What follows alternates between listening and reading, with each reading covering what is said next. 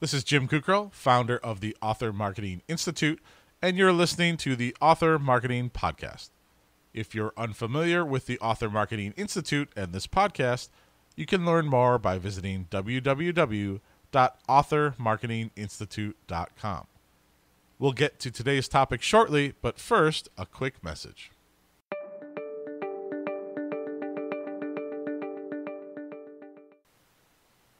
Hey, it's Jim, and I want to talk to you about the Author Marketing Live event coming up on January 26th. Now, you've heard all about it. Maybe you've already grabbed your seat to the event.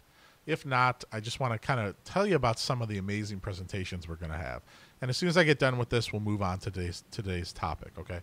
Now, I'm going to go down through the list of people who are speaking and talk a little bit about what they're presenting. Now, Deborah Carney, the girl who runs Book Goodies, a friend of mine, she's going to be presenting an amazing presentation called Building Amazing Author Websites, The Absolute Necessities. And the description is, she talks about authors need a website in addition to their social presence as a home base to build their platform. Now, what are the absolute necessities to building an amazing author website that attracts readers? So Deborah will be presenting that. Then, of course, we've got Brian Cohen. He's going to be presenting how to run a multi-author Facebook event. Now, banding together with other authors is one of the best ways to build buzz about your book. And creating a multi-author Facebook event is an inexpensive way to bring fans to a single place to celebrate their love for books. Brian has run 6 multi-author events with over 2,000 attendees combined. In this course, Brian's going to teach you his step-by-step process for running a successful event that actively engages fans and helps readers discover new authors. The session includes mistakes Brian made that you can avoid to make your event a reality. We've also got Mark Coker, who is the CEO of Smashwords. He's going to be presenting a presentation called Hit the Bestseller List with eBook Pre-Orders. He says, imagine if you could push a magic button and make your next book release land higher in the bestseller lists. This magical button is real. It's called an ebook pre-order.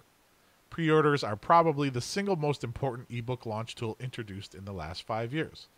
Learn how to implement Mark's exclusive strategies that have helped dozens of Smashword authors hit the bestseller list. A great pre-order starts with smart planning, strategy, and execution. Mark will show you how. This session is intended for indie ebook authors and book marketing professionals. Then, of course, we've got Joel Comm. He's going to be presenting Path to a Best-Selling Book Launch, Multiple Books and Multiple Promotions. Discover the secrets to launching your books to bestseller status. Best-selling author Joel Comm takes you on a journey of how he's written and launched multiple best-selling books and how you can follow his lead to do it yourself. Then we've got a bunch of other presentations from people like Michael Drew, Matt Gartland, Tim Grahl, Shelley Hitz, Lewis Howes, Brian Johnson. I'm presenting Nick Loper, Derek Murphy, Steve Scott, Peter Shankman, Nick Stevenson, Johnny Truant, Sean Platt, Warren Whitlock, Adam Whitty, and it's going to be a great event. And we'll talk about more of these in a future podcast. So head on over to authormarketinglive.com and grab your seat to this. You're going to want to come to this event because it's going to be worth your time. And remember, it's a virtual event, so you just watch them online. And if you can't watch them during the live presentation, you just log in that evening and watch them when you want. Or watch them 3 months later. It doesn't matter. That's the beautiful thing about doing a virtual event. We record everything, and you can watch them back and learn when you want. All right, so with that out of the way, let's move on to today's topic. 5 important things to know about publishing a digital book on Kobo. Now, there aren't many book retailers with as much of a personal focus as Kobo has. When's the last time you listened to a podcast sponsored by the iBookstore or Nook Press? The team at Kobo Writing Life has done a lot to get its name out there in the indie community. The PR for Kobo is through the roof, but how are the book sales at the Canadian retailer?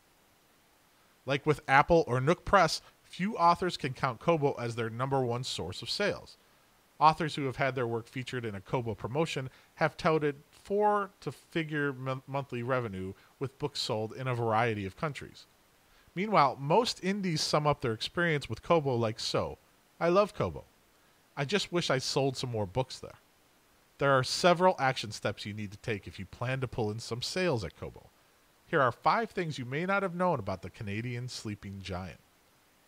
Number 1, it has an international focus. On the Keyboards forum, some authors talk at great length about the Brown Bar of Shame, the BBOS. This refers to the formerly browned out monthly report that you see if you haven't made a sale in a certain country on Amazon. If Kobo had a similar interface, then there would be a lot more BBOSs to speak of. Kobo sells books to 190 countries. Any listener of The Creative Pen has heard host Joanna Penn talk at length about her sales in dozens of countries. While it's difficult to get a foothold in countries outside the US, the UK, and Canada, Kobo can help you sell books to millions of readers throughout the globe. Number 2, Kobo took over for Sony. If you published books on Smashwords between 2010 and 2013, then you'll remember the ever-present disappointment from the Sony store. The platform, which was rarely known to bring in indie significant sales, faded into obscurity long before Kobo acquired its customers in March 2014. By obtaining Sony's ebook customers, Kobo increased its number of clients served from several million to 21 million. What's difficult to know is how many of those millions of additional customers were disillusioned by the problematic Sony store.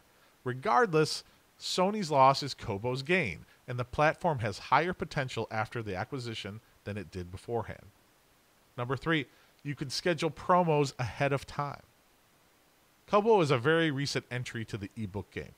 This leads to both positives and negatives to the platform. While it doesn't have nearly the customer reach of Amazon or Apple, it does have one of the cleanest publishing interface of the entire bunch. Kobo's Writing Life publishing program allows you to schedule price promotions well in advance. It also lets you set these promotional prices in different currencies. To do the same thing in Amazon, you'd need to remind yourself to change the prices manually on the day before your promo. Kobo has made it much more easy for the overworked indie to keep discount book campaigns on schedule. Number 4, there's a page for free book promos. Kobo made waves in 2014 by promoting its first book free page.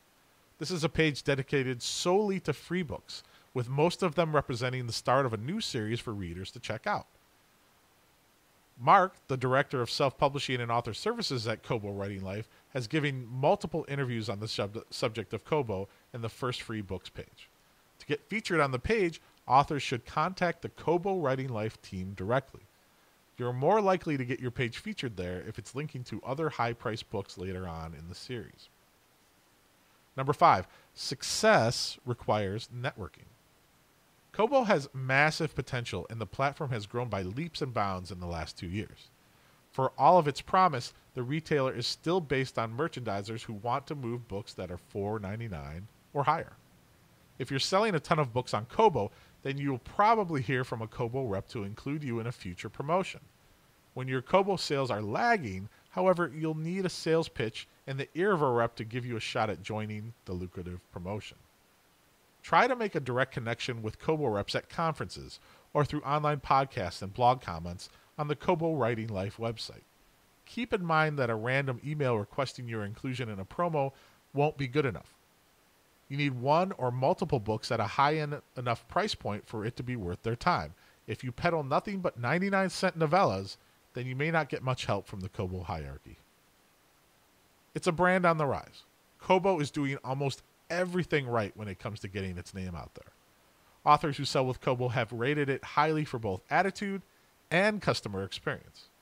While the platform tends to be a third, fourth, and fifth option for some authors, this will change over time as the ebook market matures internationally. It may not ever overtake Amazon, but it's easy enough to publish on Kobo that it's more than worth it to put your books up there and give it a go.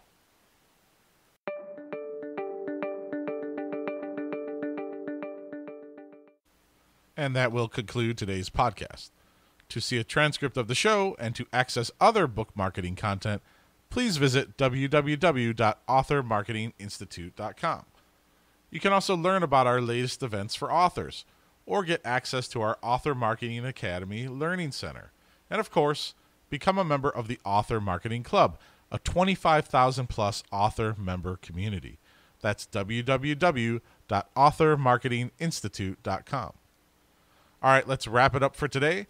I'm Jim Kukral, founder of the Author Marketing Institute, and we'll be back again for another show soon. Thanks again for listening, and don't forget to leave us a review on iTunes and share the show with your author friends and communities. We would be grateful for your help in spreading the word. Bye for now.